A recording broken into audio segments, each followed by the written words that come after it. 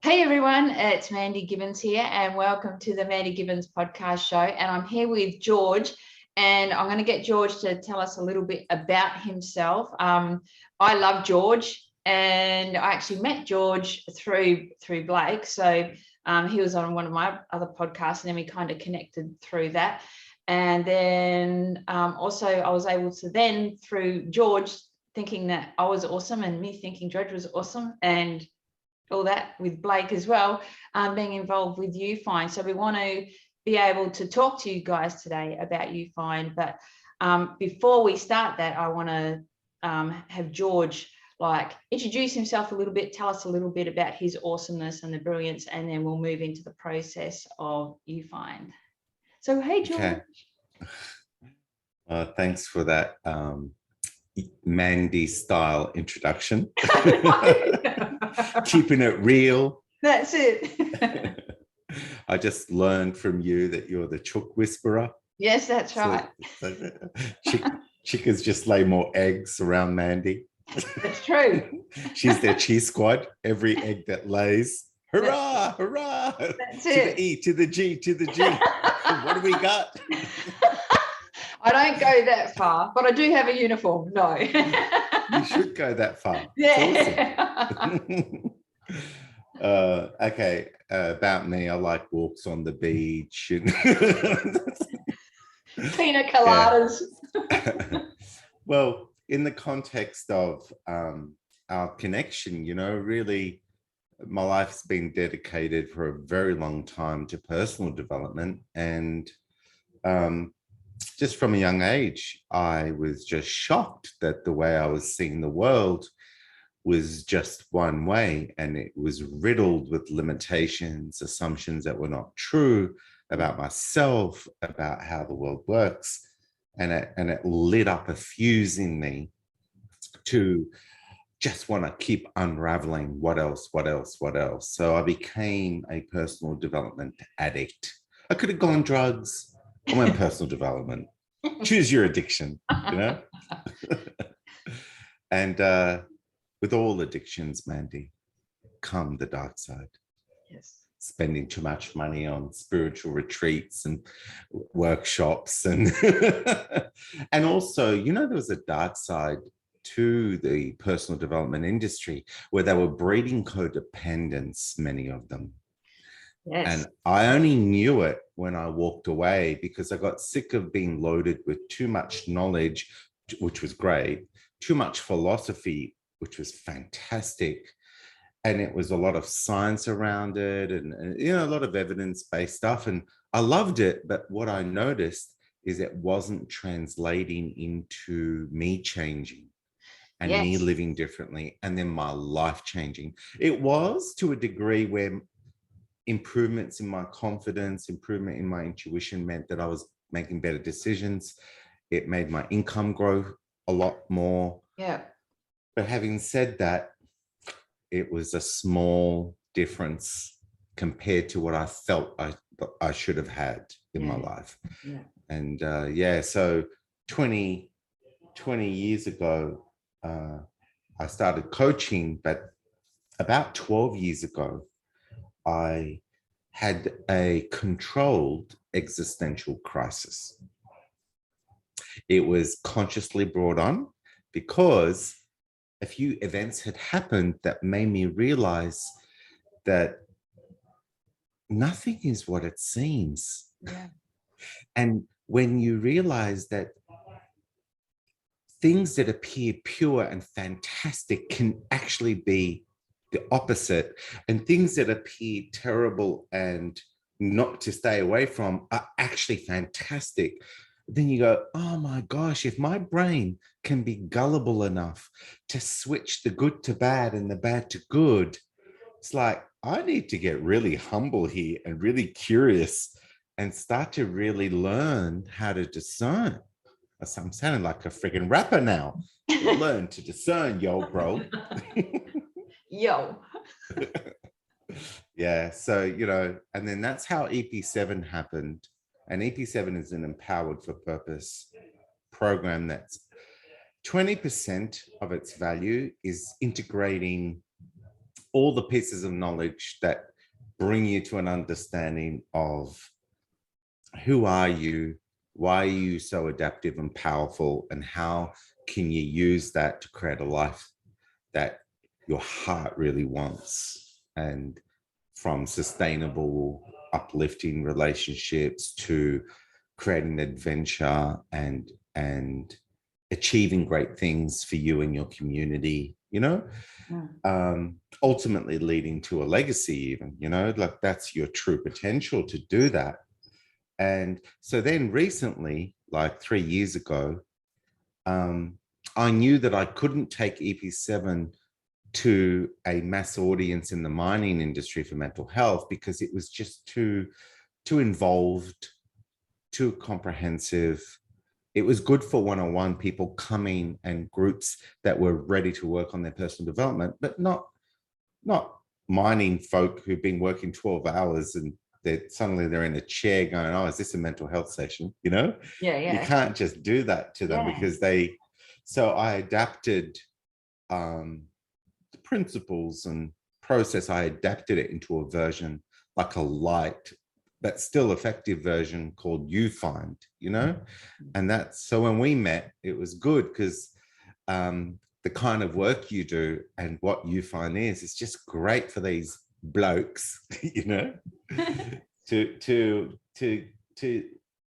probably have their logic part of them stimulated and validated that things need to make sense. Yes. And we can explore that together, as in why it works and all that. Yeah. But that's a bit about me, and I've written a few books and I've done workshops, and the recent one was for UNESCO for the youth conference, World Youth Conference, and that was really exciting to be able to deliver that. And you know what I did was I adapted UFIND to the World Kindness Initiative, and it was you find the kinder way, and then I showed them how the process helps them shift to always find a way to be kind, even when the temptation isn't to not be, you know, and to not be weak, to get stronger, and to invite others to a better way to be with you, you know, through boundaries. Wow, boundaries, you know, what are they? That's it. Yeah. That's so cool. And I do have some questions here for you that just in regards to you. Are they interrogation type questions? No. You're trying to expose me as a con man, a fraud? I'm on guard. If I thought that, you wouldn't be on here. No. Overnight, Mandy changes her show to current affair. Yeah, that's it. Catch the con man in the coaching industry. That's it, the 60 minutes. That's so funny. So one thing that I love about UFIND and the actual process is that it actually encourages self-awareness, but also intuition at the same time. And so so I wanted to ask if you could break down what it means to be an intuitive coach, because that really does help the process when you're taking someone through it, right? Yeah. So are you saying that how they both work together? Yes. You know? Yeah. Well, like one of the things I noticed about you when I first met you is you remind me of how I was coaching for a decade, which was you back your own instinct, you tune in, you absorb so much of the other person, where they're at, what they're saying, how they're saying it, how they're reacting to your questions, which you ask a lot of to understand. And then suddenly you're just informed, and then you hit this nice flow of what to ask, how to ask, what dots to join, what examples to give, what analogies to share, right? And so suddenly it just starts to flow. And then clients would say, I don't know how she did it. Talking about you now. Yes. It's not a pronoun for me. I'm happy with the he. I don't know how she did it, but it was awesome. I just felt better, clearer, Yeah. Things change for me, but I just don't know how it happened. It's Yeah. because it was so natural. Yeah. It's like them going home to their truth. So why would they feel like they had to climb a mountain, Mount Everest, to finally go, yes, it was hard, blood, sweat, and tears, but I finally achieved how I needed to be to fix my life. It's like, it's not meant to be like that. It's inverse to that. You've actually climbed a freaking mountain with self-deception, giving yourself a hard time, doubting yourself, and maybe overextending or whatever. So it is a mountain you climb to get you out of the joy, the ease of achieving more for less effort. And then finally, when you unravel why you're climbing crazy mountains, then finally you stop climbing the mountain and you feel like you're just living the life that is normal. And then you go, but it seemed to have coincided with my sessions with Mandy.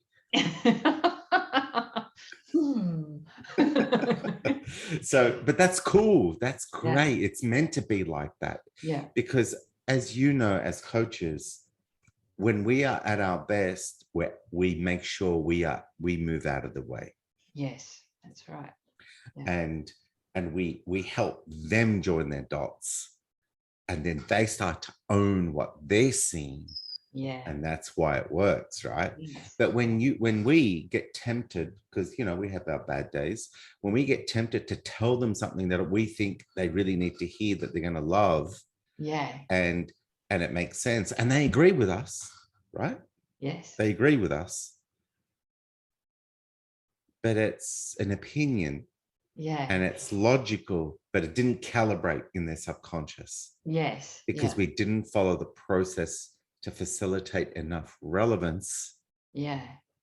To help that brain create that tipping point where they're in that, where it does induce that shock for change, because they've had an epiphany, a realization, an aha. Yeah. Because we facilitated properly through them really realizing that they were accidentally doing something that is so against their own instinct and better nature and wisdom. So when you combine that intuition to do that naturally with a structure, a process that ironically is the process you follow when you are intuitive in flow, then you've got the best of both worlds, because not only are you doing what you do naturally,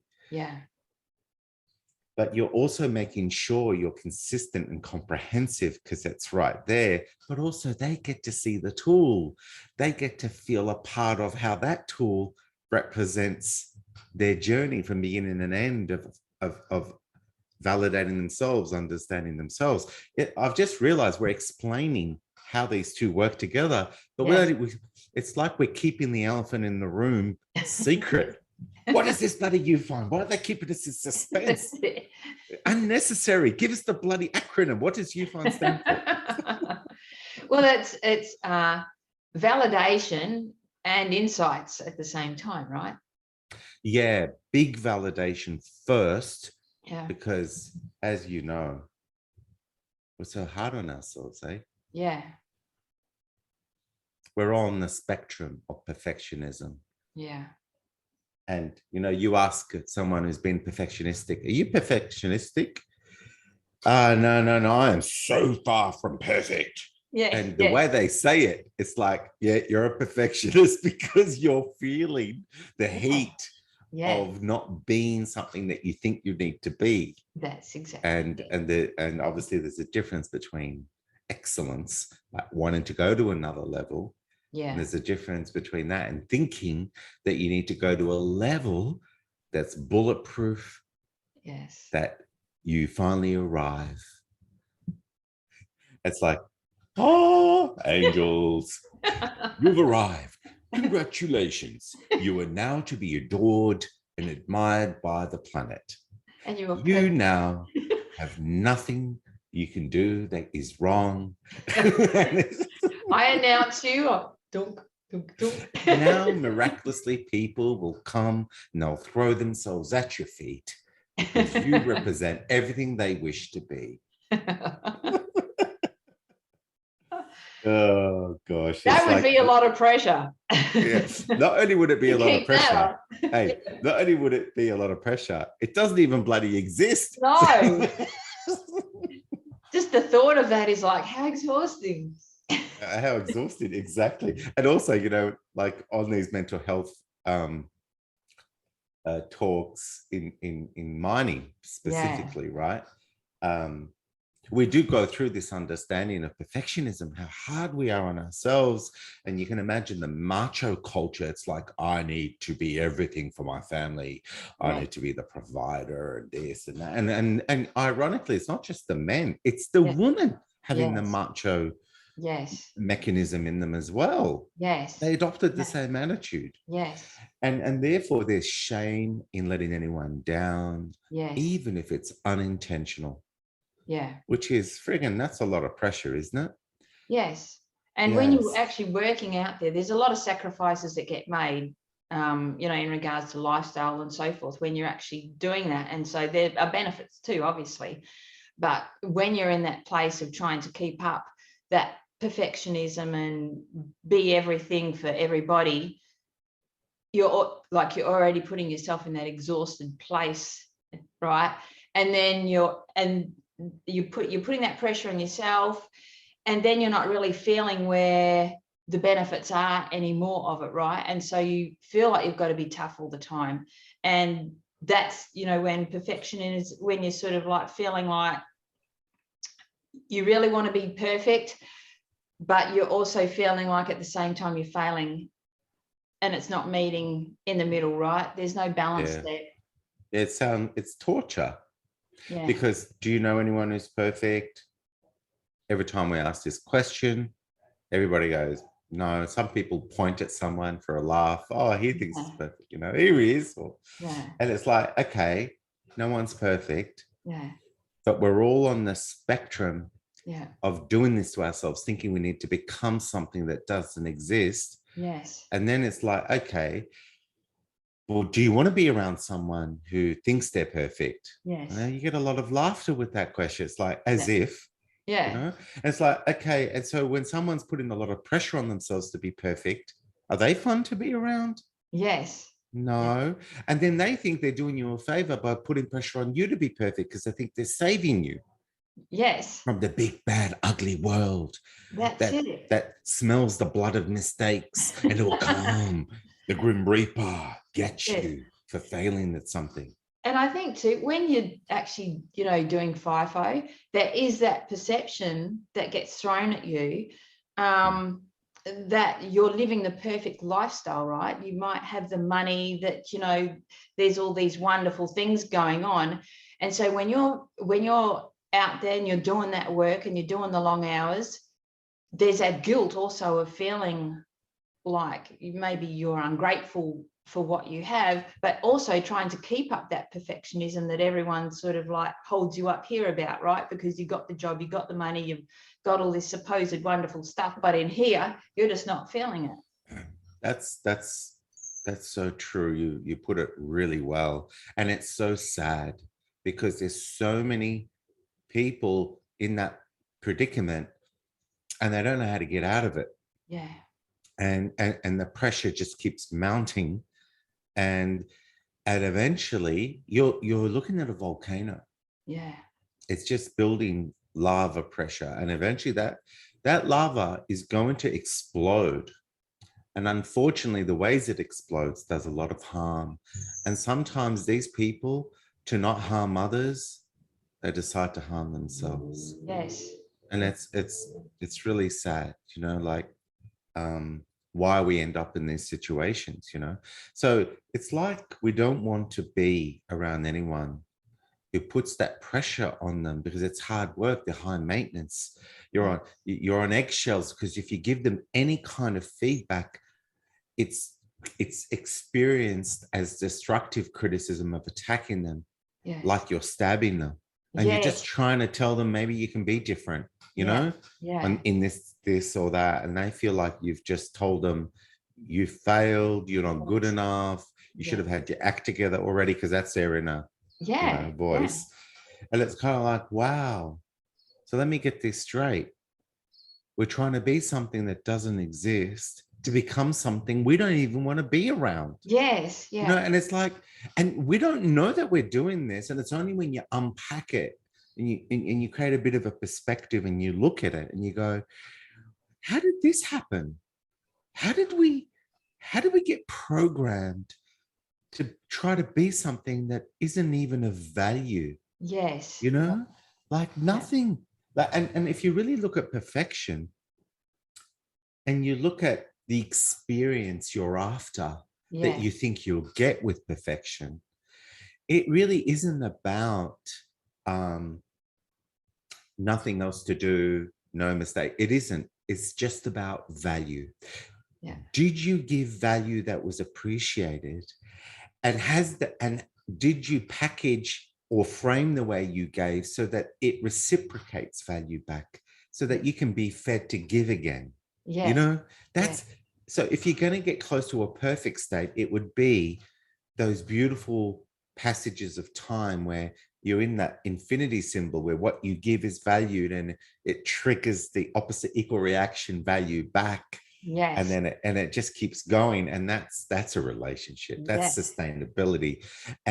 But we need to be a work in progress for each other, because what I'm giving you today may not be what you value tomorrow. Yes. And vice versa. Yeah. So why are we holding out for a destiny where everything we do is always what everything wants, when life has always been dynamic and forever changing? Why are we after a static identity and a static reality when that removes the movement of joy, of moving from a place you don't want to a place that you do want? That's adventure.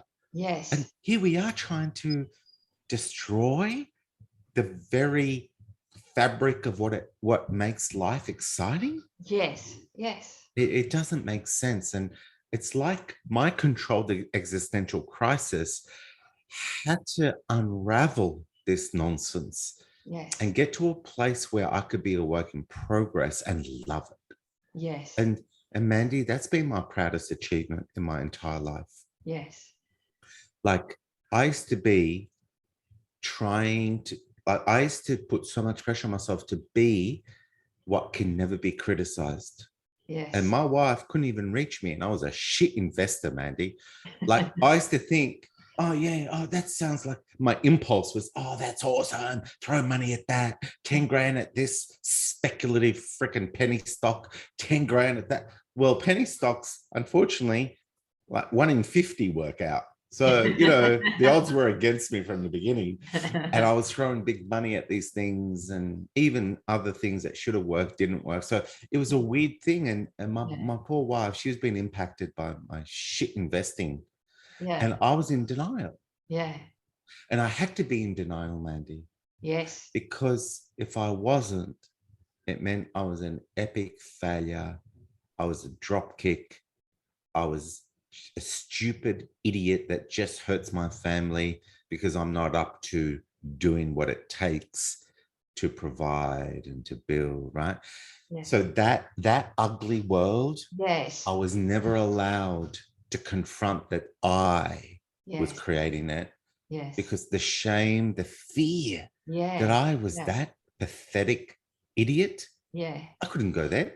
Yes. And thankfully, my brain has this wonderful, wonderful superpower called denial, where I can hide all the bullshit, still feel it, you know, I still feel the tremor of its impact and the blowback of reality from that denial, but I get to just pretend it's not really there. Yeah. Right. And and it's only when I thought, oh my gosh, how am I ever going to adapt and understand why I'm a shit investor, you know, like, and decide to learn not to be if I'm never allowed to look at why I'm shit. Yes. You know, and I guess I had to have the courage to decide that if I'm shit in anything, it's only because I'm assuming shit. I'm assuming ideas that are wrong, and it's distorted the way I see things. And therefore I've lost before I've made the decision because I'm not seeing things the way they can be seen. And therefore I've separated what I'm doing and what I'm thinking, what I'm assuming, to the guy that gets to change that and improve and evolve and grow. And that separation was the breakthrough, the overarching breakthrough. And then the ongoing breakthroughs were allowed to happen, which was, why am I stuck here? What's going on? And that's really leads us to UFIND, as in you find the breakthrough for you, for any situation. Yes. And really, shouldn't we just go through the acronym now? I mean, we've really built the suspense on this unnecessarily. Maybe we should be kind and put in the show notes of this podcast. The acronym for UFIND before you read this is this, just to kind of spare you. We can do that. Yeah. Well, we'll go through it. So UFIND is U, the letter U, for understand your situation. Now, it's easier said than done, because our brain always wants certainty and it jumps to conclusions on our behalf really quick. So often we see something and our brain's already decided what it is and what it means to us, and that's it. We've just been hijacked from our past learning into what it has to be. And the brain fills in all the blanks and ignores all the data that doesn't fit, it doesn't make sense, it just ignores it. So understanding the situation is critical. So take a deep breath. Remember I said I had to be humble and curious, because I realized I don't know shit. And if I'm stuck in any situation, it's like because I am the one compromised in the way I'm seeing it. Otherwise, I wouldn't be stuck. I just see a better way, right? So every time you're stuck in any situation, know categorically that you do not understand the situation. Yes, you think you do, but time to take a deep breath, time to detach, walk around the block, do anything, meditate, do whatever you need to do to chill out. Yes. And then look at the situation in a neutral way and go, I'm just going to assume there's more to this. Yes. There might not be, but I'm just going to assume there is more. And start to observe as an observer. What else? What else is there to this? And start to go, well, what is the cause and effect of everything around me? So that's understanding the situation. Then F of UFIND is now you get to feel the impact it's having on you. And start to understand what specific emotions are going through you, defining what's your reaction to that situation. Once you know those emotions, and most people don't know how to catch it. So as you know, we've got the emojis in the UFIND process, and it's cool because, you know, I've had many people that don't know how to tell me what they're feeling, but they're feeling a lot. They just don't know how. So when I show them the emojis, right? These are awesome. Yeah, when I show them, these are the disempowering ones. So there's quite a few of them. We've got empowering ones as well. They'll choose. I remember an autistic guy, he chose his brilliant mind, but he just didn't know how to tune into himself and represent what he feels. And I remember him choosing 40 emotions in 2 minutes, right? And so what's good about when you know what you're feeling is that then you can go, all right, now we get to identify why you should feel that way. Yes. And the why is really revealing the assumptions. Yes. Right? Yes. So it's like, and what's critical about this is that often we're judging ourselves before we understand why we're feeling that way. We're deciding we shouldn't feel that way because it's either weak or it means we're letting something get to us. We shouldn't let anything get to us. We should numb and deny ourselves our feelings. Like, yeah, that's clever. That's like driving a vehicle and hiding the speed, the temperature gauge and the oil. It's like, I'm not allowed to see this information because if I'm low on fuel, it means I'm that's embarrassing. No, I'm always full of fuel. It's like, what the hell? Like, what about this biological vehicle? Don't you think you should be tuning into your emotional gauges? Yes. Because if you know how you're experiencing an environment emotionally, you can start to represent yourself better because you know what's really going on for you, right? Yes. So then when identify the assumptions to feel that way, you got to just assume and give your brain the benefit of the doubt because he already decided you should feel this way. So just hear it out. Yes. Chill out and hear it out. Yeah. Because if you don't, and if you go, brain, I have a view that you shouldn't be thinking this, the brain goes, oh gosh, here he goes again. Thinks he knows better. Ramp up the emotional intensity now because he's trying to suppress it. He's trying to release denial, right? Ramp it up more. He thinks he can beat us. No, the subconscious is a powerhouse and it'll beat us, right? And you can see how things like bottle up more and more and more when you do that, right? Yeah. And that's why we end up being pissed off at little things. Yes. Because we've just ignored so many issues that we end up being pushed on the edge where we're just over everything. Yeah. So someone does your eggs wrong at a cafe and you lose your shit. You had one job, get my eggs done right. It's like the whole world is out to get you, right? Oh yeah, that's where it goes. That's where it ends up going. So and then you just think that you don't belong in the world because nothing you do is ever good enough for anyone, you know, like it all just mounts up. It becomes a clusterfuck. Right. So read your cluster gauges, your emotional cluster gauges before it becomes a clusterfuck. You know what I'm saying? Okay. So then with UFIND, you go, all right, what am I thinking to feel this way? To feel so that I need to feel this way. What am I thinking? And these assumptions come out, right? Because we don't feel anything for no reason ever. Right? We might not know, we might be just in a mood and the situations are displaced, but you can always know. And sometimes, you know, 1,000 cuts, a lot has mounted up and it's all kind of, you know, all over the place.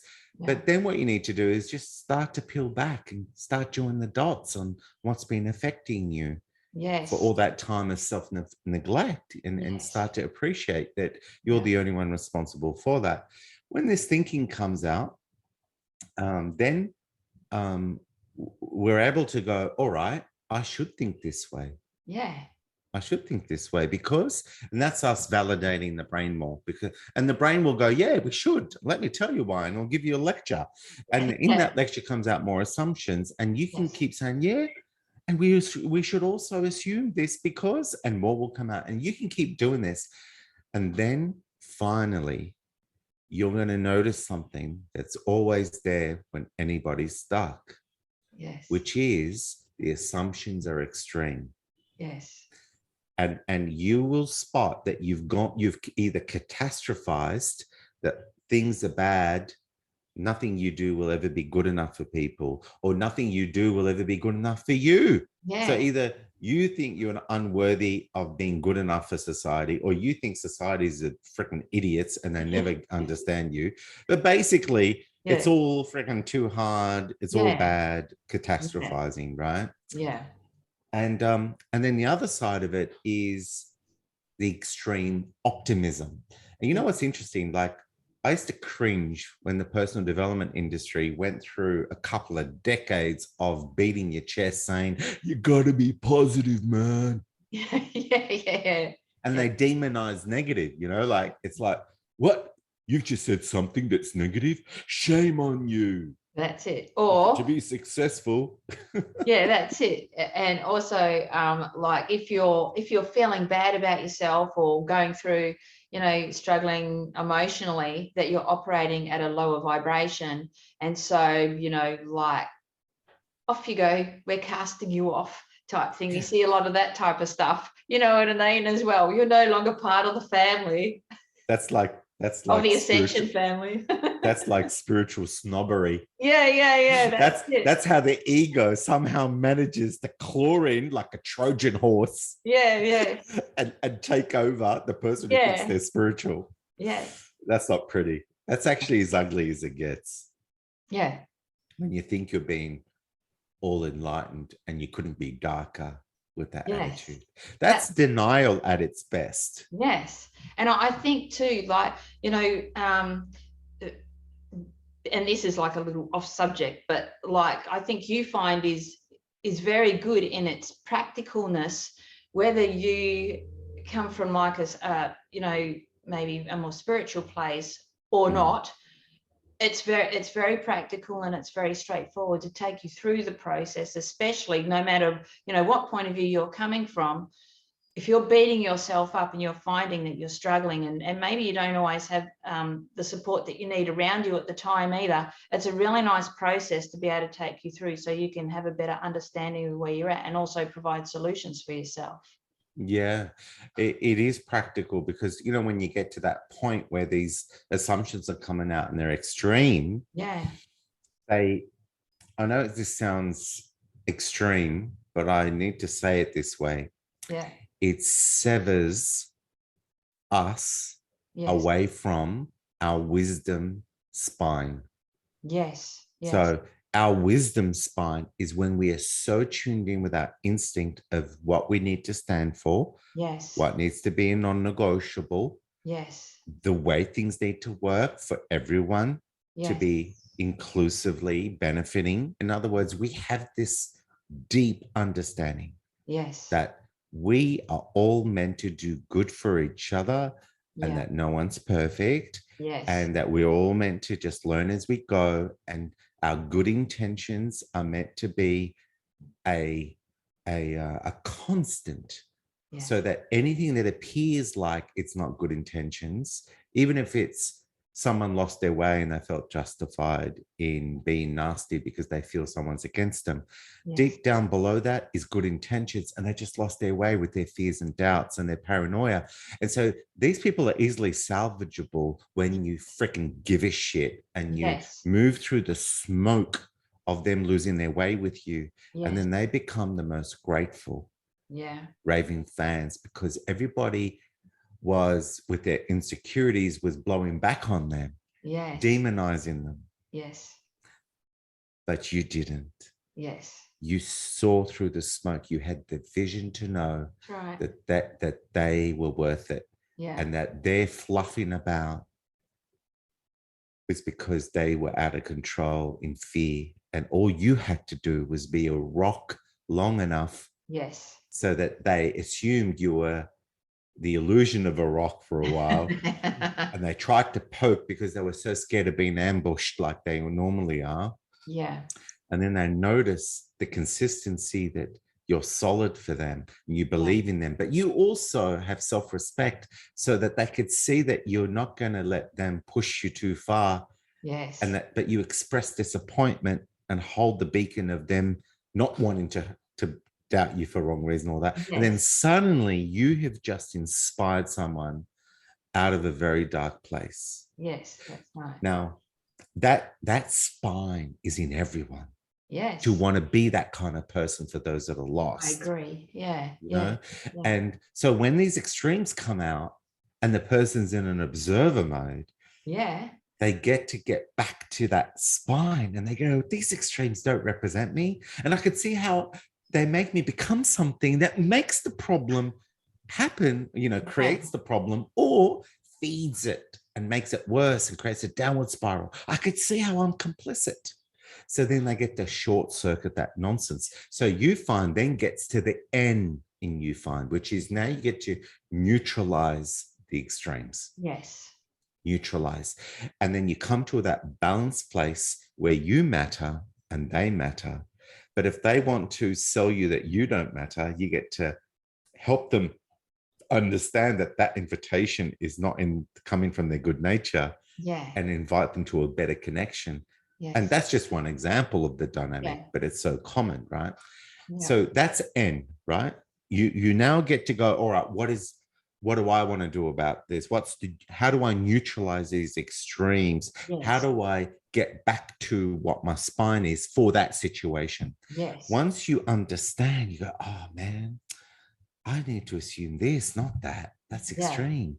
Yeah. And so all bad and all good means it'll sort itself out. Yeah. It'll come around.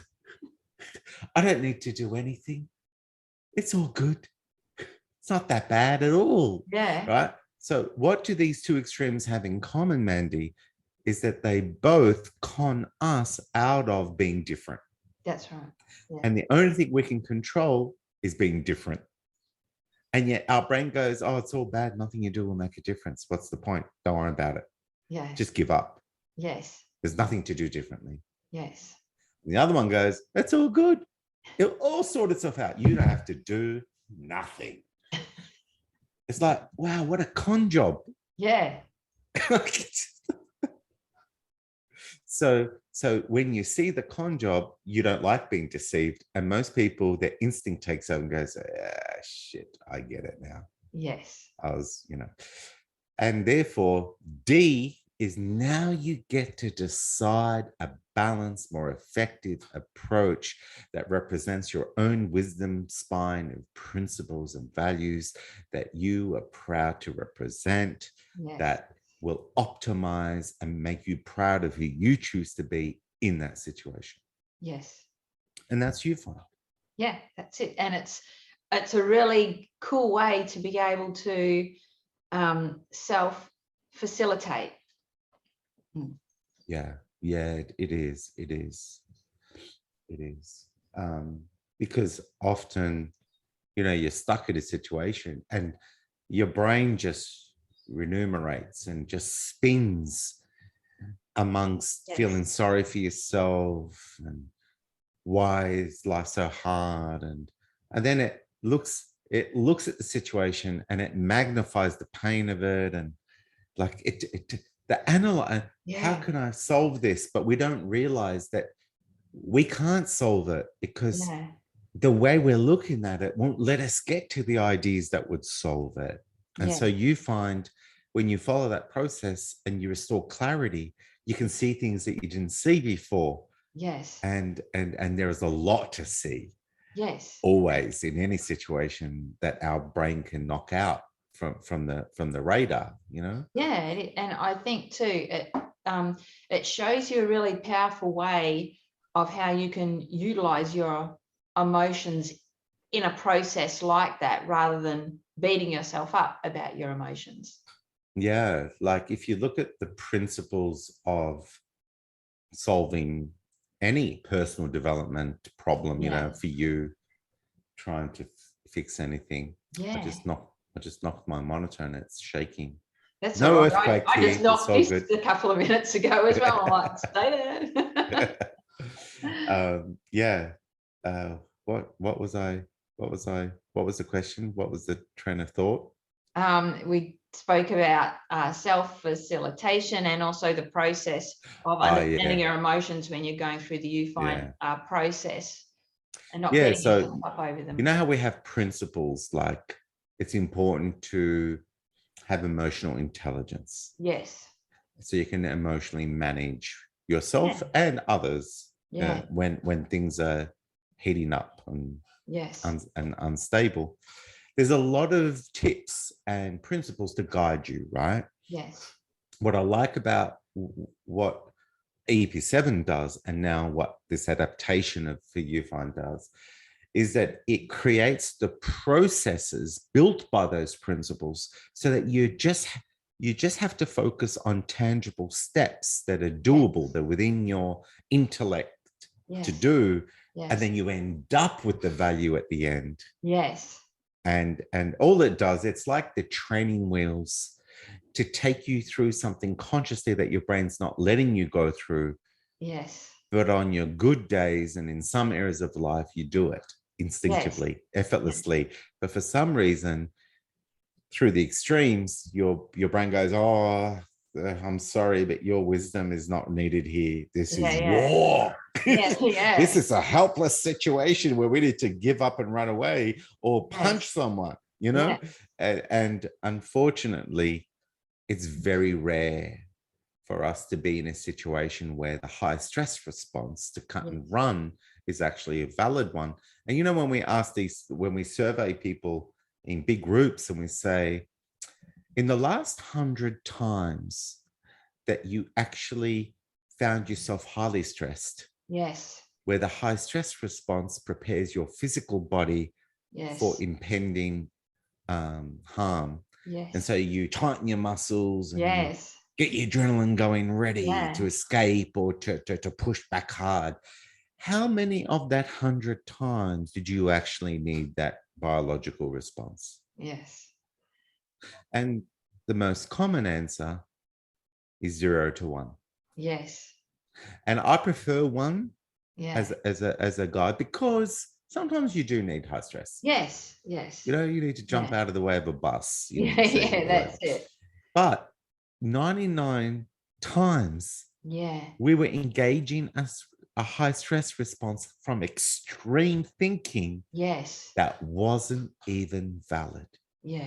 So we end up reacting in a way that lives in the reality of a war zone when it's really a playground for opportunity to thrive. And so you think to yourself, what reality am I living in any situation where I'm stuck?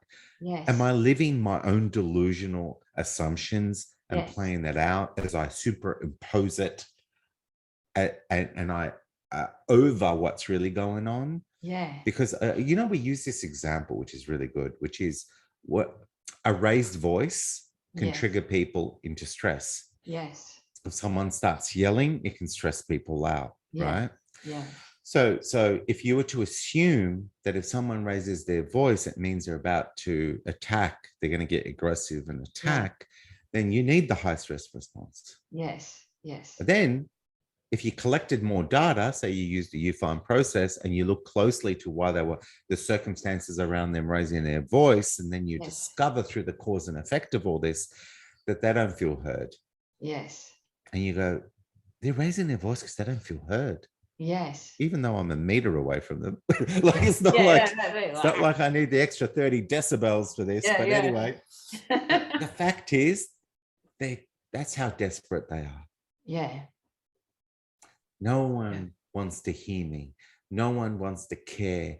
I need to use the force of decibels as my last ditch to make them realize they should not screw with me, and they should actually give me their undivided attention because I friggin' need it desperately. Like, now they're not consciously have these words to that state. I'm just putting these words to that state. But that's what's driving them, right? So then you go, oh my gosh, they just want to be heard. So then instead of, you know, tightening up, wanting to get away from them. So here's this person trying to be heard, and you're planning your exit to abandon them. It's like, not only do I not want to hear you, dude, I didn't want you to exist in my life. It's like, oh my gosh, talk about putting salt on a wound. You know? So we are accidentally reacting in a way that makes it worse. And as you know, some people will run, but some people will push back, push the person, get aggressive back, thinking, well, you're about to start a fight with me, so I'm going to get in first and scare you away. You've just punched someone that's trying to get heard. Right? So then we switch. They want to be heard. So then suddenly we feel different. We don't feel anxious. We feel compassion, care, curiosity. We feel determined and dedicated to be of value to them. So now we're saying, dude, what's going on? You've got my undivided attention. What's happened? You know, and then, you know, they still might have their voice raised, but the more you're listening and the more they can see you care, they start to calm down.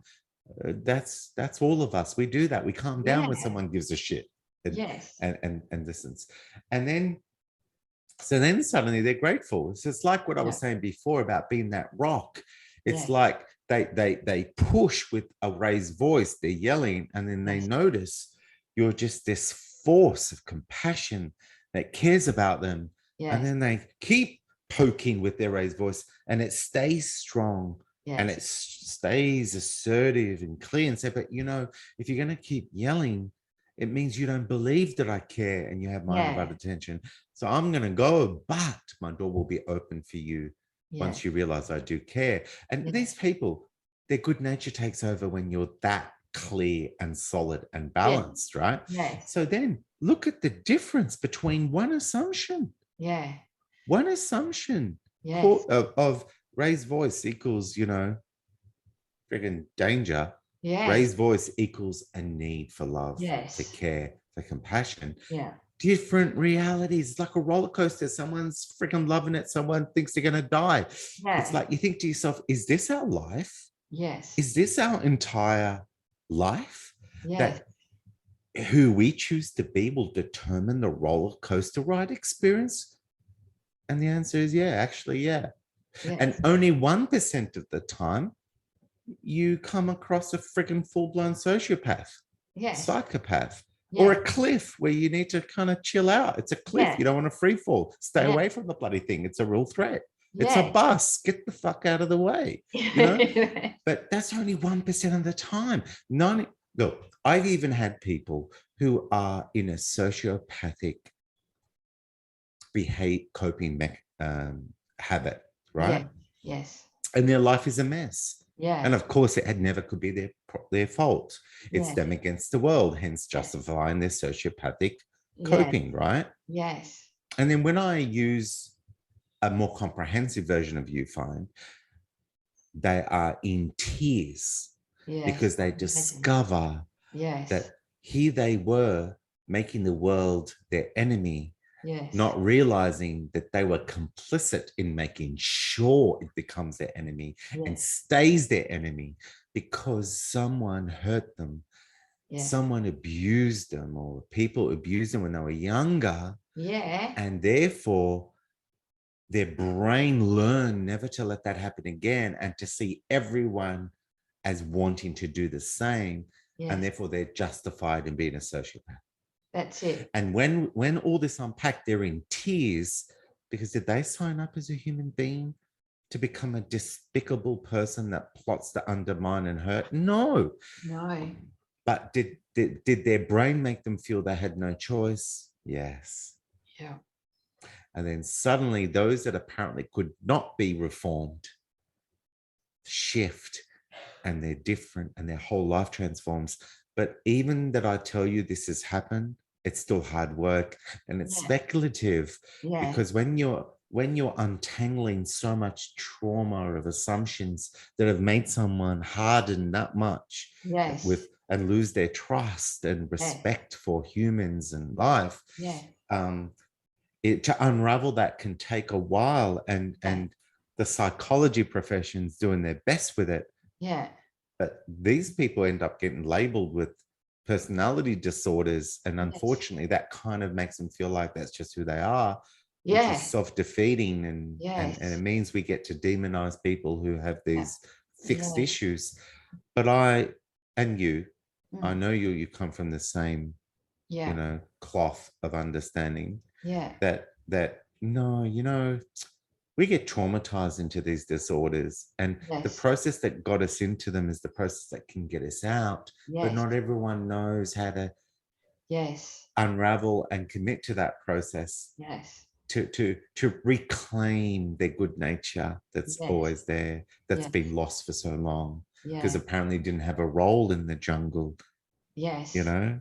And so it just really helps you appreciate the power of someone who's aligned to their spine, because you know, if a sociopath doesn't want to change,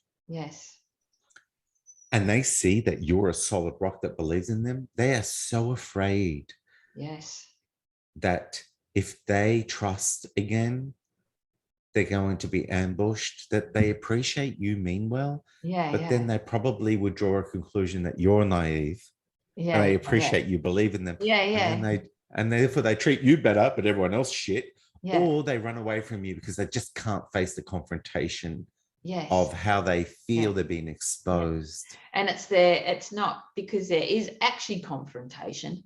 No, Yeah. They're feeling confronted. Yes. Because they thought they were hiding well. Yeah. Yes. In stealth. Yeah. And when you exposed it and you didn't judge, they didn't know what to do with that. Yeah. Because normally if you get exposed, it means, Yeah. I now have to gaslight more, make them the problem, run away from them. That's it. And then come back later, hopefully when they've forgotten, love bomb them a little bit to make them think I'm all good. Yeah. And then get back to my stealth mode. Yeah, people do that. But I say all this because 99% of the time, this is not our issue. Yes. But that 1%, yes. I just took a deep dive into that world to show you that you in your flow, always adapting differently, can handle even sociopaths on your pinky. Yes. And so for us to live in a world where we're afraid of bad people means that we will turn good people into bad accidentally. Yes. And so the UFIND process is very good at helping you feel safe within your decision making. Like it's because you can sit there and go through this process either with yourself or with someone else taking you through it. It's, you know how I really like to say, like, powerful decision making, like it's very much that, but it also creates a safe place for you to be able to work out your thoughts and your feelings and make really powerful decisions all in one hit, right? Yeah. Feeling safe in yourself to be able to do that, because how many people actually don't feel safe in making any decisions because they're just so stuck in fear, right? Yeah. Do you know our EP7 coaches, when they saw UFIND, they loved it because I took it to another level of just really making it structured even more, like down to the bits of thick thought assumption sequences, like how to tease them out. And the templates evolved to such a great level, and I can see it evolving more, but I just need to chill out a little bit and not do too much too quick. But I'm excited, Mandy, that you hit the ground running with what this is. Yeah. We're a part of creating a few case studies from your own personal experience, which is fantastic for the workbook, because it got to show how practical it is when we reverse engineered it into scenarios that we had already lived. And so you being certified in UFIND for coaching is exciting. It's really exciting, because when we're out on the road and we're telling people use this tool, but now we've got coaches who can facilitate in such a wonderful structured way, so they could probably catch a few fish while they're letting you help them go through it. But they're learning how to fish. They're learning how to do it. And it's the greatest thing, isn't it? To empower people to empower themselves. It's and you know what's funny? While you empower people to empower themselves, many of them just love still having sessions because they love the fact that you get them. There's zero judgment. And they get to feel safe, and they get to unpack the Pandora's box of what's going on that's compromising their perception. And they get to do it in a way that's logic-based, structured.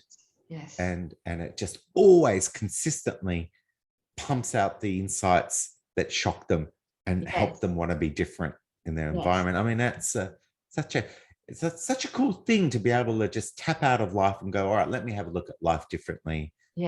These are the situations I'm not impressed. How can I see them differently? Voila, it happens. You know? It's really cool. And I was going to say, because this was something we had discussed, and this may sound like we're shooting ourselves in the foot a little bit here, but it was like, when do you not use UFIND as a process? Well, sometimes, well, obviously when you are dealing with someone who's trying to hurt you. So that's one part. It's not about you being different. It's about you dealing with a genuine threat. And you've got you've got facts of harm Yes. right there and then, and you Yes. need to just get the hell out of that situation. Then Yes. you can use UFIND to review how you allowed yourself to get into that situation. That's Yes. fine. Yes. The other time is too many things can go wrong sometimes in a very short period of time. Yes. And so the emotions are really intense. Yes. And the assumptions are too comprehensive. Yes. And interrelated and deep. And so you're almost like overwhelmed. Yes. With so much that to try to use UFIND yourself, it's like you don't know where to go with it and all that. And sometimes you just need to look after yourself. Yes. And just heal and repair and just be there for you for a bit and get strong enough before you can then start to turn on that intellect of yours to look at things and evaluate and all that. So UFIND should not be used when you're in the heat blowback of a traumatic event and you just need to just recuperate from a breakdown or pain. And you don't want to be bombarding yourself, you know? Yes. The other thing is that you got to validate yourself before you do UFIND. Yes. You know, if you go to someone and they're in pain from a situation, you go, oh, let's go through a process up your seat differently. That is the biggest trigger for their subconscious. The subconscious goes, who the hell does this person think they are? We already know the truth of this situation. We've already decided it's all shit. Yeah. And here they are thinking that we're the problem. How dare they? And then boom, you get this sense of judgment that person thinks that you're the problem. Bad news. So the most important thing is forget UFIND in that situation and just live in appreciating what the experience of that person is. Yes. How they've been feeling. Yes. What they think is going on, and just stay there. Yeah. Like just stay there and appreciate that it's not fun for them. Yes. And help them, and then they will soften, and then they want to know. Yes. That then they're open to you saying that you don't deserve to be stuck in this situation at all. This is not fun. And that's a really good way to validate, you know? Yes. Yeah. Yeah, that's it. Because there's it's like anyone who's if someone's in a really overwhelmed situation, whether that's a relationship or anything, and someone's going, that person's a fucking asshole and you just got to get the hell away, and you're already overwhelmed, or it's a situation, or it might be with a boss or something like that, and you got like people just like throwing stuff at you, you're just like, I can't deal with this is just too much for me to handle, right?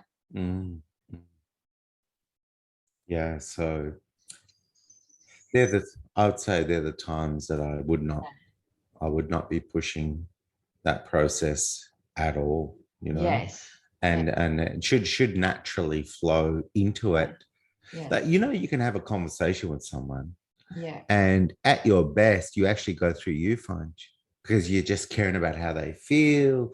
They're discussing how they feel about the situation. You ask more questions to try to understand more about that situation, so they start to get curious with you. And so you're actually following it, and then you go, and then you're starting to go, so you're thinking this with that situation, because I would be thinking that if I'm feeling that. They go, yeah, I'm thinking this. And and then you're discussing all the thoughts and more assumptions are coming. Like, it's so natural. So in a 2, 5, 10, 15-minute conversation, someone's come through and go, oh, that was an awesome conversation, man. I'm seeing it differently. It's like, yeah, so what are you going to do? Well, I'm thinking I should be doing it. No, they've got a different approach. It was natural. You know, and so while we've got a template, while it's structured, and while it's good to use the structure, as you get good at it, you naturally facilitate. And it's actually quite good. And actually, that's the culture we're now working on building through a mental safety system for the mining industry, but also work culture, corporate culture. Is that how do we get a culture to, how can I see this differently, becomes a very common phrase. And then validating each other in the experience first, Yes. having a work in progress culture, Yes. and then everyone is not shamed with the perception that's distorted anymore. It's absolutely freaking normal. Yes. Yes. And then if your mind's not on the job, if you're making mistakes, well, that's only because your perception's been compromised by events like everyone else. Yes. Routinely. So what's the big deal? Yes. So yeah, what's going on for you? So how is this affecting you? What are you feeling? And suddenly what are you feeling is a wise thing to say and a wise thing to care about. Yes. Imagine a culture like that. Yes. Yes. Rather than being afraid of it, right? Yeah. And then through that validation, a culture suddenly, hey, let's see if we can find a better way, because this is not fun to be stuck in this at all, is it? Yeah, no, not at all. I'm done with this. I want to see it differently. Yes. Yes. Imagine a culture like that. Yes. And then therefore now we have a mental safety system where Yes. every time there's a disconnect and a persistent problem where there's no value exchange between you and others, or the way you're performing your role, you're downing yourself. So that relationship with yourself is, you need to cut yourself some slack. So you'll do a UFIND on you and realize there's a part of you that just wasn't cutting you a break, wasn't allowing you to be a work in progress. And then suddenly you decided approach to yourself that's more kind and compassionate, that allows you to feel more worthy, that, hey, dude, you're allowed to learn as you go, chill out, you know? And so imagine that. Imagine a mental safety system where those events trigger the adaptive nature to shift perception and cause a whole new approach in a timely way. I reckon then mental health won't be an issue. Yes, I agree. And because what it does is it, without, it's like, I think, you know, we've spoken about this before, it's like a very practical way of personal development without actually being classified so much as personal development, right? And it brings safety to someone, but it also brings confidence to them as well, that they then have the ability at any time, you know, that they're feeling like they want to make a powerful decision, or they can go for a walk, they can come back, you know, and just sit down and be very, very clear about, okay, then I'm just going to open myself up and just see what happens when I go through this process. Yeah. Do you know, we use Play-Doh in these presentations for mental health, and the Play-Doh is important. Everyone gets a little bucket, you know, we get them to crack them open. And then as we get them to play with this Play-Doh, I talk about every assumption shapes us right from when we were children, and then that determines our perception. And it's like, but are we ever the assumption we've learned, given that any of it can be unlearned? Because it's just, oh, I need to believe this. Oh, that's not true. I need to believe something else. So we're very malleable. So then the realization is this: when we ask who is the real you, you're never what you feel you are. You are that which can be anything and feel that. Right? And that is the greatest freedom, to know that you can be anything, and therefore you could choose to be something that makes you happy, that makes you more effective, that makes you compatible with any goal you have, with any type of relationship you want and value. And so then suddenly the Play-Doh becomes this beautiful reminder that you are that which can be any shape.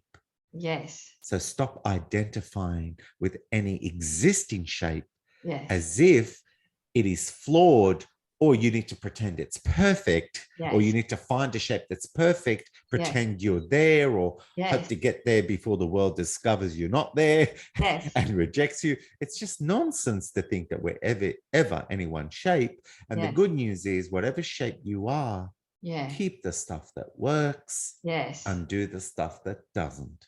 That's right. And I like the Play-Doh, because when someone would first like crack open the Play-Doh, they would be feeling, they'd even be judging the shape, whatever shape it is that they think that they might want to form with it or whatever. And then by the end of that process, they're then like just at ease with anything, right? Any shape, any possibilities. And that's what I also love about the UFIND process in general, is that it opens you up to possibilities. Yeah, it does, And look, one thing about UFIND is that you get to the end, Yeah. and you're happy with the approach, Yeah. because it's better, it makes sense to you. Yes. But sometimes you still feel that it's just not good enough yet. Yes. And rather than force yourself to do it because it's better than the other approach that was extreme, yes, it's important that you start the UFIND process again to honor why you're resisting and doubting that approach. Yes. I should doubt this approach because squeezes out more assumptions. Yes. And the more you unravel the assumptions below that, well, I should assume that because you find more extremes. Yes. And what's beautiful about this is you can repeat UFIND until the approach you've decided on is so freaking awesome. Yes. You just can't see yourself losing because it ticks all the boxes that make sense to you, and you just go for it. And sometimes when you can't get there, it's important to go to a coach. And depending on your circumstances, if you're too unstable mentally, and you're feeling like you're going to lose it and have breakdowns, then go to your therapist, go to your psychologist, whatever you use, with the work you've done in UFIND. Say, hey, I've realized I'm feeling this and assuming this, and so far I've caught this extreme in this way, but there's so much there. And please, can you help me unravel more, because I need to look at this differently. I need a breakthrough, and when we've had meetings with psychologists in the mining industry and we explain this, they got excited. They go, this is fantastic if people came to us. But what's interesting is they even agree that no, but you don't just go to a psychologist straight away. Yes. You talk to a mate first. You go, hey, this situation's doing my head in. This is what I was feeling. This is what I was assuming.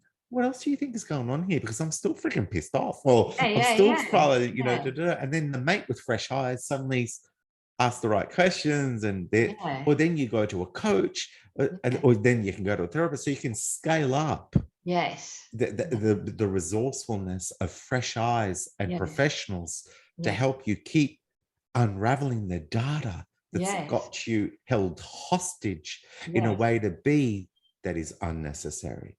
That's it. Yeah.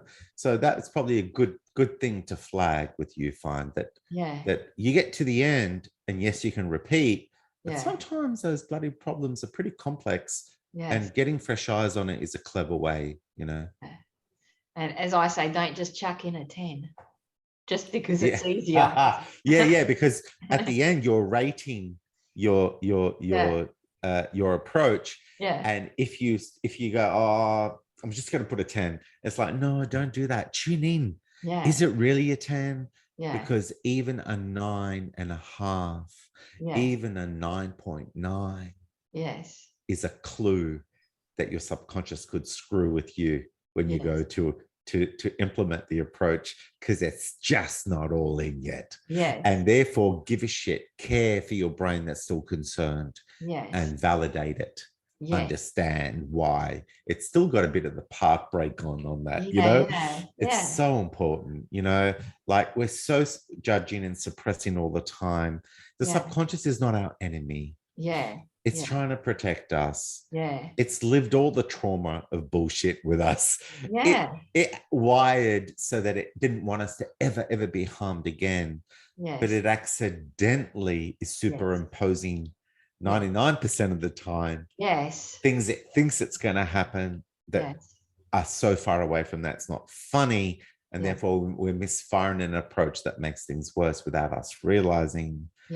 And do we blame the brain for that? It doesn't know. It's not your moral compass. So that way, who is the you that gets to decide that shape is just not representing what your heart wants, what the opportunities are there to seize? Like the real you is the leader to give that brain more data perspective, so it can rewire for you into a shape that helps stop the accidental harm. It's accidental. Yes. So to turn on yourself is really just more harm. Yeah. Yes.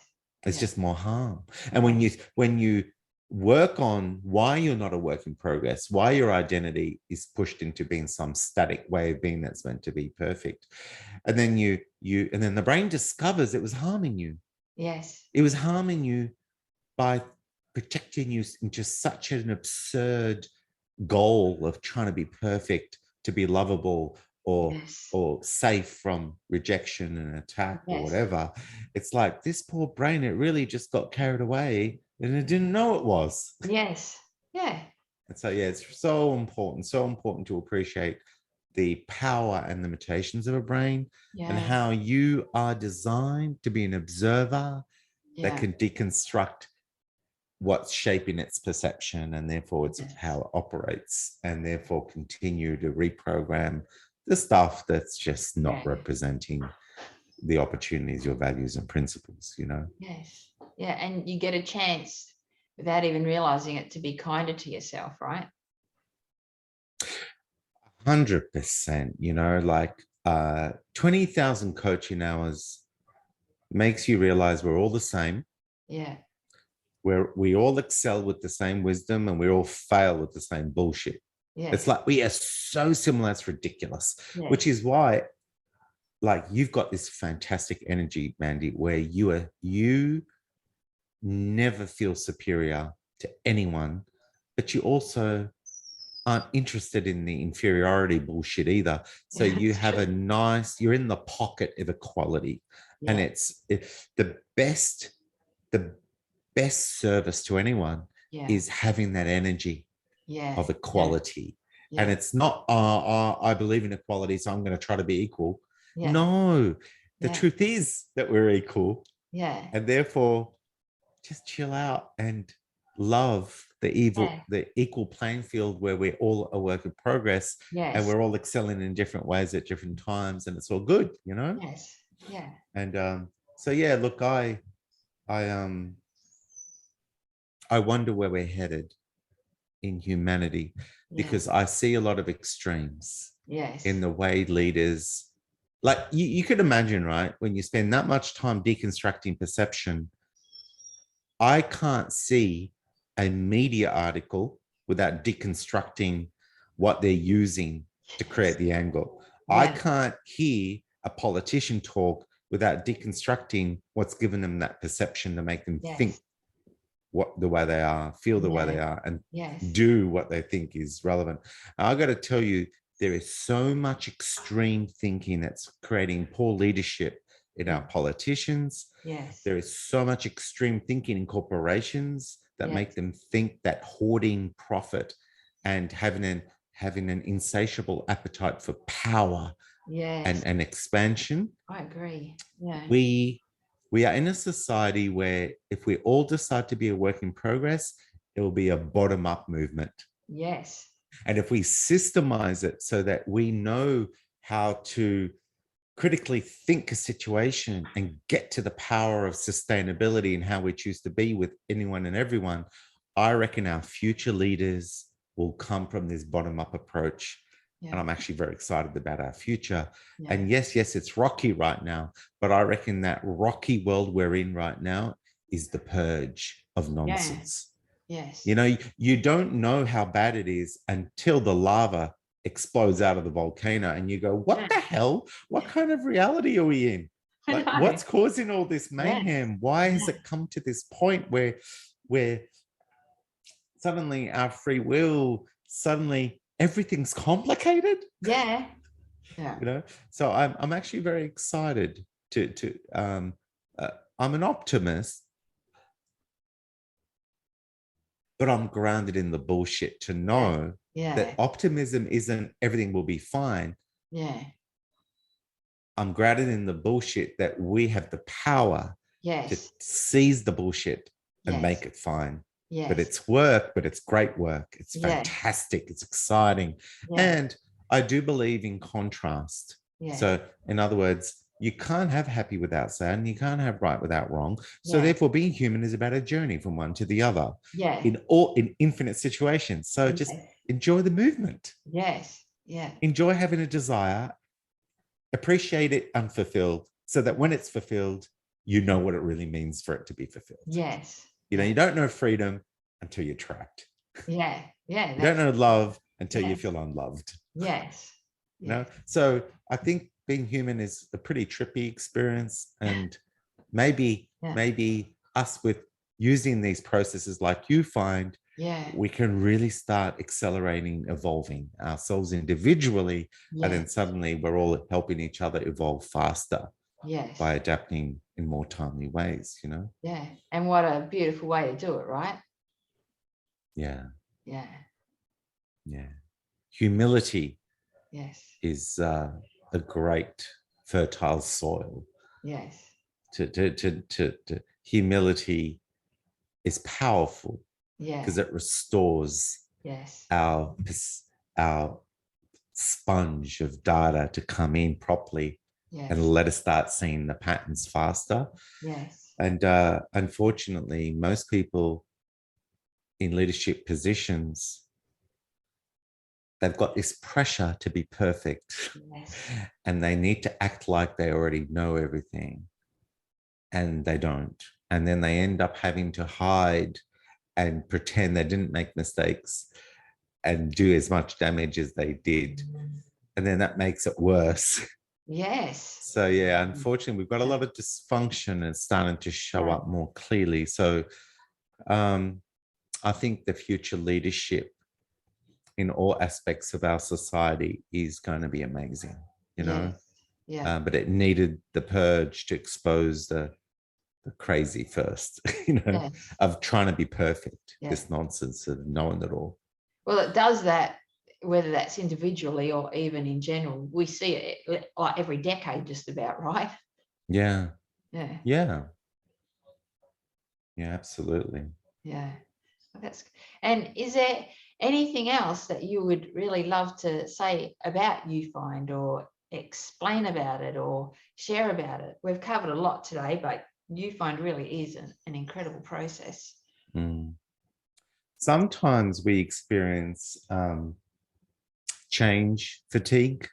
Yeah. Where if we're too hard on ourselves, yes, we get value out of UFIND, but we were too busy trying to reach for the whip, for whipping ourselves for not already being perfect. So even though we go through it, there's tension and a fight in the subconscious. So we think we're giving ourselves permission to be a work in progress, but how we feel in the nerves, in the nervous energy. And so we need to be compassionate to ourselves and allow ourselves to be a work in progress at being a work in progress. Yes, yes, yeah. Right? Because unfortunately, it's like a cat and mouse game, where the moment you try to cut yourself some slack, then you're reaching for the whip for not cutting yourself some slack. It's like, what are we doing? Why do we do this? And I think it's just weird. I think it's weirdly funny that we do it. So therefore, we must have a light heart.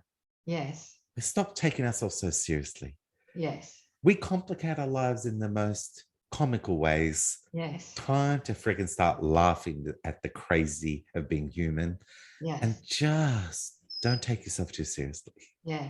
You know, and if you don't want to do any personal development, if you don't want to freaking do any reflection, if you just want to watch a Netflix show that cracks you up for a while, if you just want to play golf for a while, if you just want to go and have a massage and just forget the world, if you just want to watch sport, no, who cares? If you as long as you're caring about you first, then you can care about what you want in your life that's not there.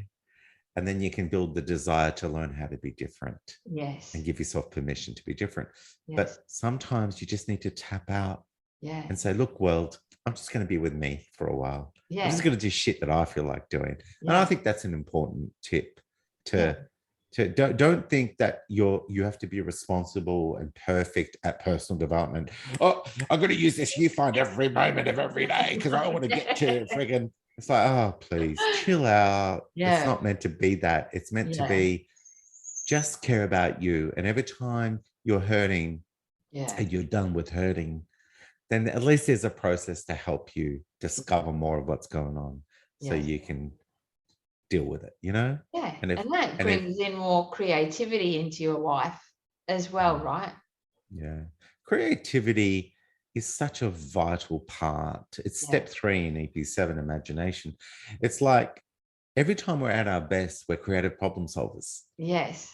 Yeah. Every time we're at our worst, we're blinkered down into a bunch of dumb ideas that society said is the only way to solve that problem. Yeah. And none of them is working Yes. to the level that it needs to. It's exhausting. And then we get disillusioned. So often we have an imagination problem. Yes. And I like what Albert Einstein says: you can't solve a problem with the same mind that's creating it. And he says imagination is greater than knowledge. Yes. Why? Because the ideas and possibilities take you to a world where the old logic is not even needed. Yes. It's irrelevant. Yes. Yeah. And so imagination can take you to a world where you're not battling with trying to solve problems, because they don't even exist with the way your imagination created the better way. Yeah. It's imagination. We have to reclaim it where we are stuck.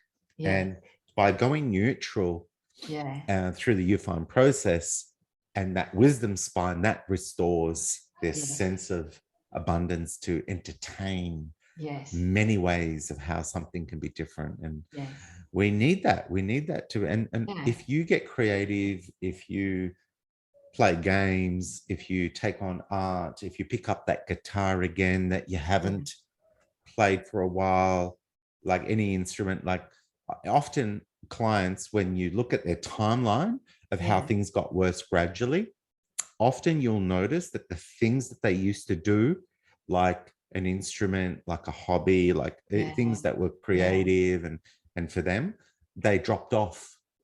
They dropped off. And then so you show them how those things were optimizing and balancing their brain's function and how they need to bring them back into their life, because then they will go back to how they used to be in a more balanced state of mind.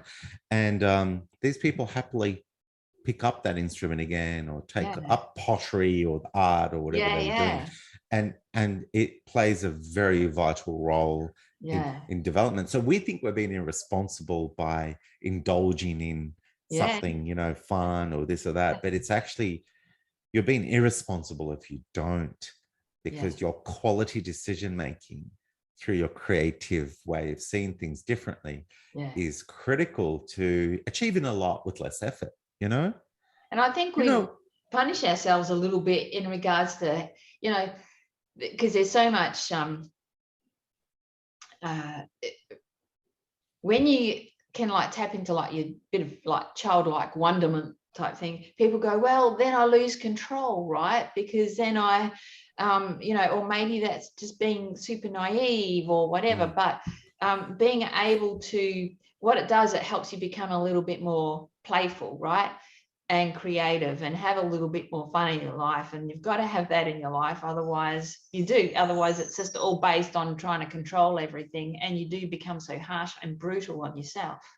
Yeah, look, you think to yourself that we're always chasing a destination where apparently things will be good. It's kind of like, well, what happened to the destination points from moment to moment that get you there? What's different between 10 destination points later, 20 destination points later, 30 destination, 100, and this destination point called the moment? Because what creates that ultimate destination point is what you choose to be in the moment. Because that's the only place where your power to be malleable exists. That's the only place where your free will can make a difference. And that compounds into the next moment to do it again, that compounds into the next moment. So if you are not knowing how to make the moment a worthy destination point to enjoy, it won't be sustainable. And you know what ends up happening to us? And I was raised the same way. We take too much pride in blood, sweat, and tears as look at me with my hard work ethic. Look at me working 16 hours. Girl, look at me. Right. And then people go, oh my gosh, you're such a workaholic. Look at you. Look how determined you are. Look at how amazing you are. And so what happens is we go, yeah, that's me. That's why I'm successful, because I work like a bastard. I sacrifice so much. And so it's like, well, why do we need our imagination for then? Yeah. The harder it is, the more love you get, the more respect you get. So screw your imagination. More blood, sweat, and tears, please. Yeah. That subconscious will wire that you should be proud when things are hard, when you put up with shit. Yeah. And so therefore, we don't look for a better way, because a better way starts to feel like cheating. Yes, that's right. And then you don't realize where you're at until shit hits the fan and like you're burnt out. Yeah, well, exactly, because it's not meant to be that way, and it's unsustainable, and it catches up with us, right? Yeah. But it's kind of like, well, if you make it easier, do you have the imagination to know what your life can be like if you're not chasing your tail? If you're not living a rat race, because you're more effective, you achieve more with less effort, you do the same job in 30 hours instead of 50, and then you learn to do it in 20, and then you apportion the other 10 or 20 to something else that's exciting. And yes, it might take more effort with learning curves, but then once again, you're achieving more there. And then you've then outsourced the other stuff to someone else or other people, because you've done with doing that, you've systemized it. Like, why can't you have always the opportunity to go to another level? Instead of thinking that the harder it is, the more you've earned it. And then you begrudge people who do it easily. You know? And then your brain wants to dismiss it as, oh, they must have got help. Oh, their family must have had money. Oh, they were just gifted with genetics. It's like, oh, please, like, you are designed the same way as everyone else.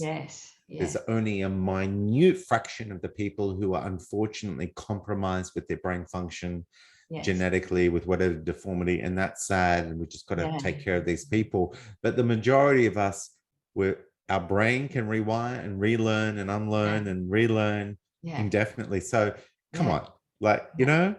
And so this, you know, comes down to purpose, Mandy. It all comes down to purpose. It's like, why?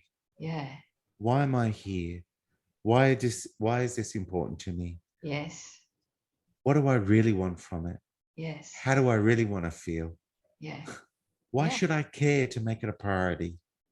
What will it take to make it worth my while? You know, we need purpose in everything, because the stronger the purpose, the more we ignite it into flow. Right? The stronger the purpose, the less effort is needed.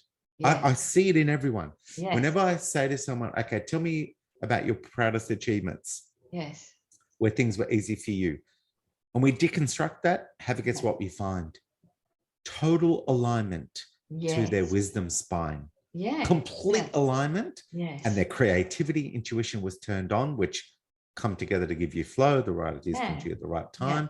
And so every single person, whether they're in the kitchen, on the golf course, climbing Mount Everest, every single person, from triathletes to chefs, right? They were in flow at their best. Even a mother loving the way she parented her children and getting so much joy out of it, in her flow.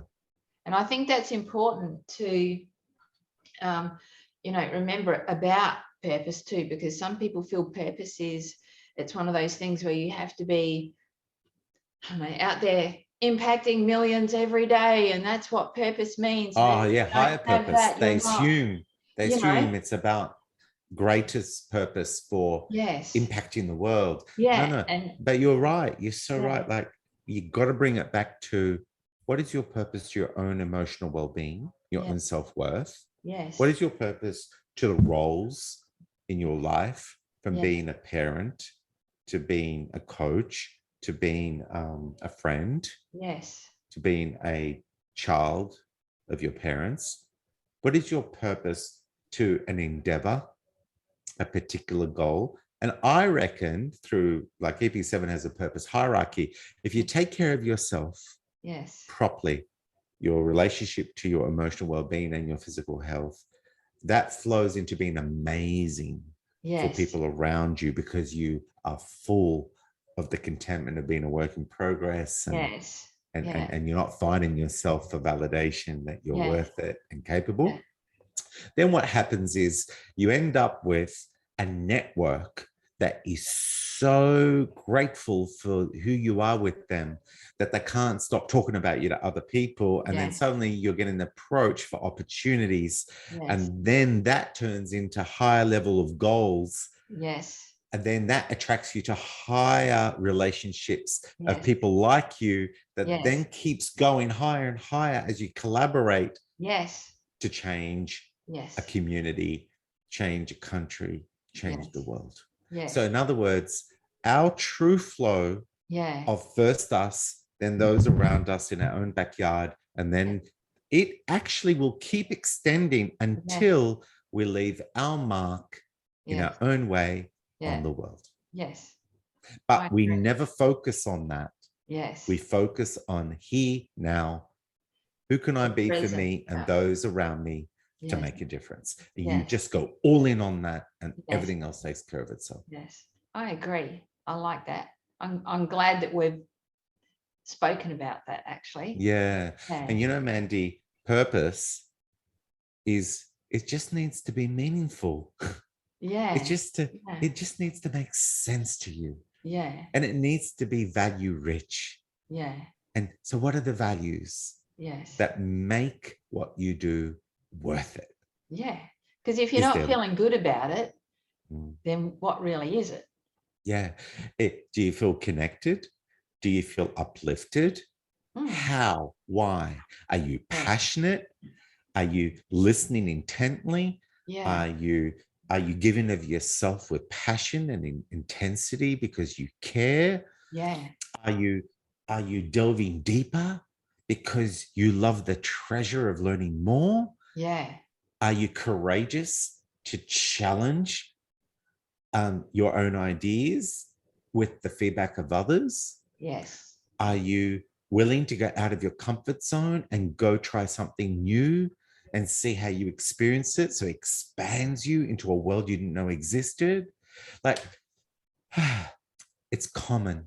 It's common across all of us that purpose is about the connection to realize you belong and to expand in more connections to expand your belonging. In a nutshell, you get to decide with your free will how you play that out. How cool is that? Yeah, it's very cool. It's as cool as it gets. Yeah, that's it. That's awesome. And so I'm looking at the time, and we have absolutely rocked this podcast today. Well, you know, we're trying to compete with Joe Rogan. 3 hours later, let's talk about drugs.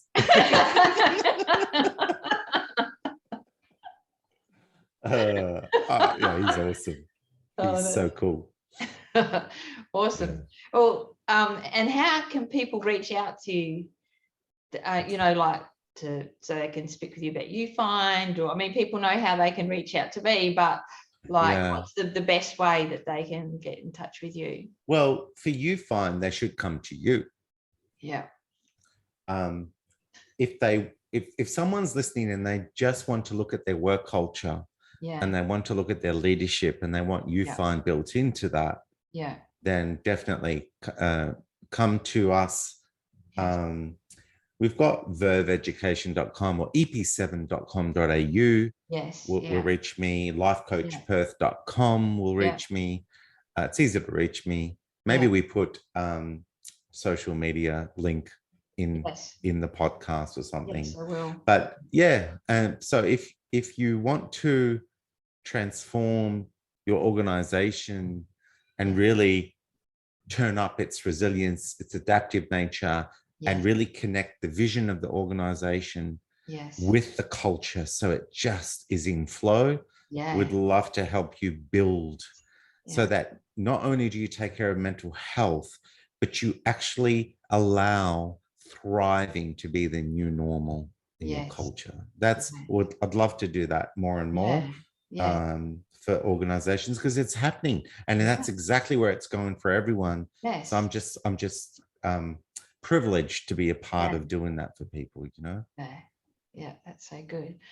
Oh, thank you so much for coming on today. It's been a lot of fun, and like I can chat to you for hours about this type of stuff. So, and about UFIND as well. So, but yeah, no, it's been really awesome. Thanks so much, George. It's been an absolute pleasure, Mandy. Thank you for having me on. Cool. And thank you everybody for tuning in today. It's been awesome having you on, and lots of hugs to you, George, and lots of hugs to everyone else. See you later. Hugs back. Thank you. Hey, beautiful man. If you're going through stress, need insight, direction to lighten the load, brother, and support during these challenging times, reach out to me. It's no secret that there are so many men suffering at the moment, amazing men, and they're so keen to get help, but don't know what that looks like. So I've created a 6-week one-to-one resilience coaching package for men with one-to-one coaching calls and support via Facebook Messenger and WhatsApp in between calls to help put yourself back in the driver's seat of life. And there's a strong level of trust that goes hand in hand with walking by someone's side during their challenges and their celebrations too. And that's what I'm here for, brother. So message me and let's find your path to true resilience.